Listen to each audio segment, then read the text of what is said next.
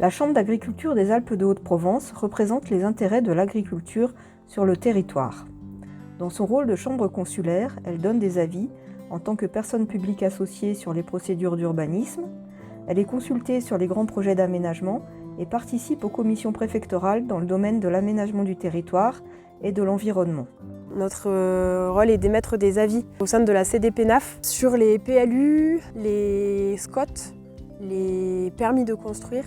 Donc nous travaillons en partenariat avec les autres professionnels du monde agricole, les syndicats, les associations, l'ADDT et les services de l'urbanisme. Nous débattons sur ces dossiers. Le but étant pour nous, professions agricoles, de défendre le mieux possible le foncier agricole, d'éviter une urbanisation trop importante et mal raisonnée, donc sans forcément donner des avis automatiquement négatifs, c'est pas notre objectif. Afin que nous puissions garder un minimum d'autonomie alimentaire sur le territoire, il est nécessaire de garder le maximum de surfaces agricoles et de les préserver.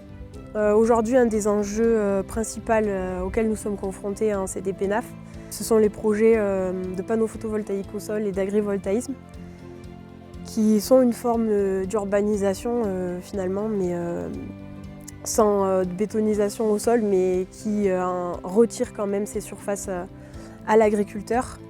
Et donc voilà, il faut réussir à jauger entre l'intérêt écologique, économique et l'enjeu agricole sur le territoire. Au-delà de son rôle de représentation, la Chambre d'agriculture peut accompagner les aménageurs publics ou privés pour prendre en compte au mieux l'économie agricole sur le territoire.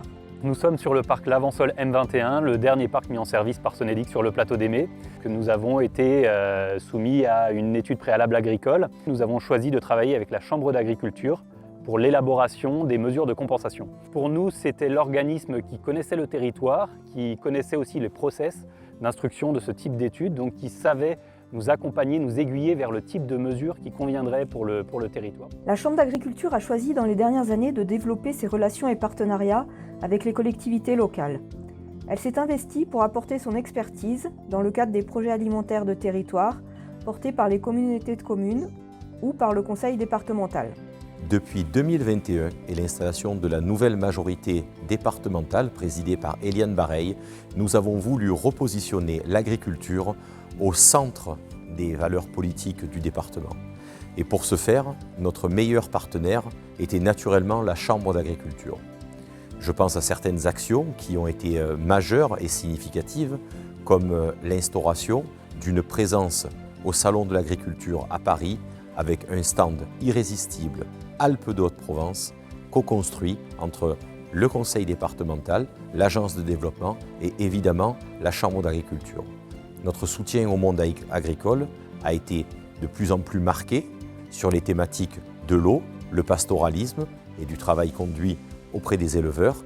Et puis plus récemment, c'est la mise en place du projet alimentaire territorial par lequel nous avons déployé donc, un dispositif aux côtés de la Chambre pour la mise en œuvre et la commercialisation des circuits courts et des produits régionaux. Pour l'avenir, nous souhaitons évidemment poursuivre notre partenariat avec la Chambre d'agriculture. La Chambre d'agriculture a également un rôle d'animation sur le territoire départemental pour promouvoir et faire connaître les métiers et savoir-faire. Elle participe à l'organisation, par exemple, chaque année de 5 foires agricoles, des journées de découverte en alpage sur la période estivale et accompagne l'association Bienvenue à la ferme pour l'organisation de marchés de produits. L'association Bienvenue à la ferme est très impliquée sur les marchés de producteurs et notamment sur ce marché qui est co-animé par Bienvenue à la ferme, donc le marché des Glins qui est hebdomadaire. 2 marchés aussi estivaux de juin à septembre dans le Verdon. Le but de l'association, c'est justement de permettre à ces marchés de se créer, de se développer ou de se lancer.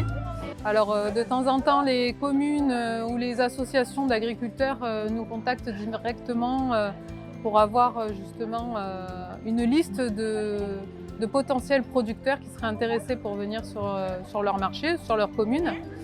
Cette sollicitation permet de dynamiser le territoire, de faire connaître les agriculteurs et les produits qu'ils présentent et qu'ils proposent dans tout le secteur.